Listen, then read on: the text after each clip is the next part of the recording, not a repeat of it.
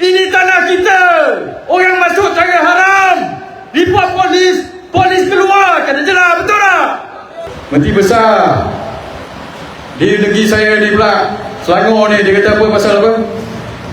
Kalau ada orang buat rumah anutan haram dalam tanah kita, kita kena cari peguam pula, tuan-tuan.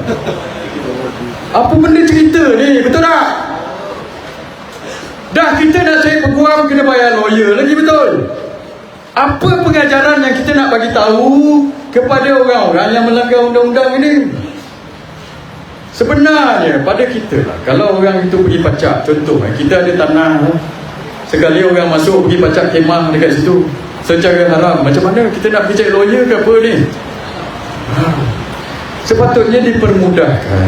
Bukan kita nak bawa soal agama ke soal apa, tidak. Ini pasal rule of law, undang-undang, tuan-tuan. Tak payahlah kita kena pergi jawab apa ni, pergi ini rumah kita, tanah kita, sekali ada orang pacak kemah dekat situ. Patutnya kita report polis saja, betul tak?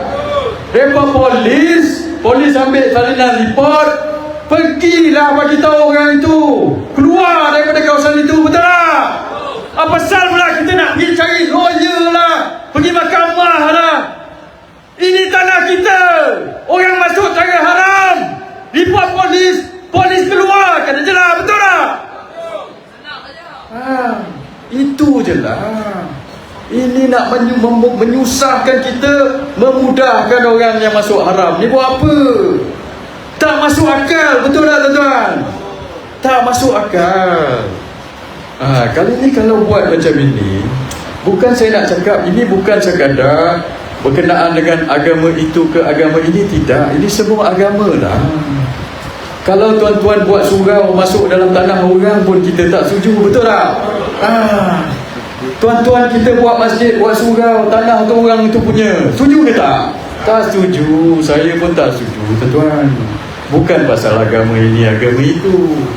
Kalau buat gereja, buat surau ke, buat masjid, ambil tanah orang, kita tak setuju juga. Tak boleh itu. Dalam apa-apa agama pun, kita tak boleh menceroboh tanah orang, betul tak? Ini yang kita tak nak. Dan bila orang itu menceroboh dan masuk tanah kita, kata ada orang itu pacak lah, satu ni, apa pula kita pula? Kalau macam itu senang lah. Esok tuan-tuan pergi cari rumah, pergi cari tanah batil tu. Tanah batil kat mana? Pergi pacak kemah dekat tanah dia gerai, kita jual apa ke, kan? Lepas tu bila batil suruh kita keluar, kita kata batil pergi cari lawyer lah. Sementara nak cari lawyer tu, terus sajalah kat situ. Ini tak masuk akal lah, tuan-tuan. Ini berlaku di negeri saya.